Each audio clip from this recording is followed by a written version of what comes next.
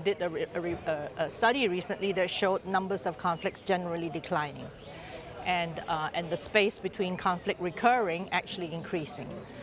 But that's the main challenge for us. As you know, all these countries going into conflict because of weak institutions, because of extreme poverty, etc. It takes a while before the stability holds. Right. In other words, recurrence does happen, relapse does happen. Sure. So the key of somebody in the business of peace building is to constantly keep your focus on what are the factors that could cause the relapse. Yeah. Could it be that the army is overextended, is overly corrupt, is not trusted by the people?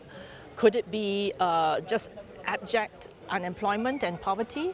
So that shows you what one should focus in order to bring a sense of stability. Yeah. Now, of course, I ascribe some of the success that we've seen in trying to keep conflicts out of Africa to the work of the UN.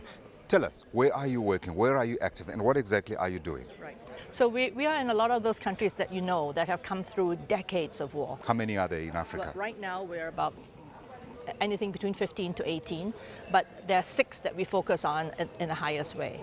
And for instance, to give you a very classic one would be Liberia, Sierra Leone, and Burundi. Right. You know that these are countries that went through decades of war. But now after 10, 20 years, one sees the institutions that we have invested in. Right. So you're building institutions. Building institutions, you have to deepen democracy. You can't just have polls and telling people to come to the voting booth. You have to deepen it, the democracy. And what do we mean by that?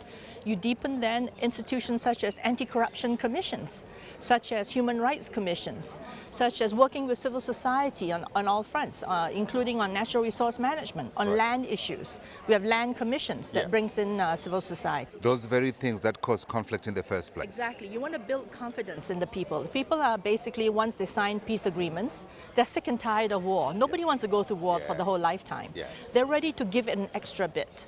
Even the young men and women, they want to give it an extra bit. Yeah. But you got to give them some carrots, some incentives to get over that. Yeah. And that is usually when they feel that there is confidence, the international community believes in them.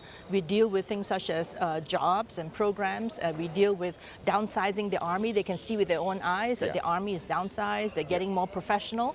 That's how slowly you build confidence. Let's talk about the jobs aspect. What exactly do you do then? Because I imagine when you've got a conflict situation, if it goes on for a long time, you might have a whole generation that's built on nothing but war, with no skills, with no education. What do you do in those situations? Exactly, and as you know well, the average age in these countries, they tend to have very young populations, right? The story goes that Southern Sudan, the youngest nation in the world, has the youngest population in the world.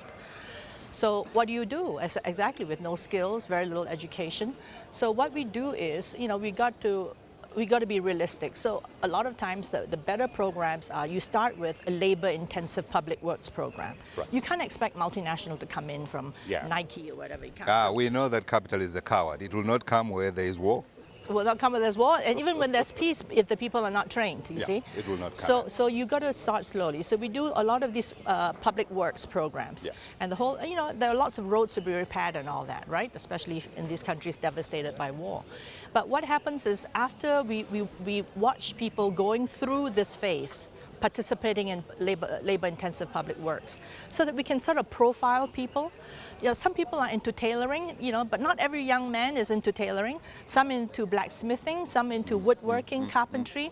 So once after you are able to profile people, then you can put in place the microcredit programs, the training programs, and then give them some tools and training, and then hopefully they're on their way.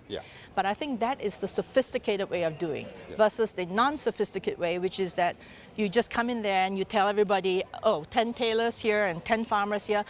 You cannot. These are human beings. Everybody has their pet projects and absolutely that they want to do. Let's talk about the environment that you're operating in. When you work with these governments and you work with these people, what are you finding? Because the story that's emerging, and I'm sure it's a story that Africans like to believe, is that we're beginning to see perhaps a move more towards understanding that you need peace in order to develop, and therefore people are more amenable to discussing ways in which they can prevent conflict. But from the governments, from civil society, are you getting that same buy-in, or are we the same warrior-like people that we were years ago?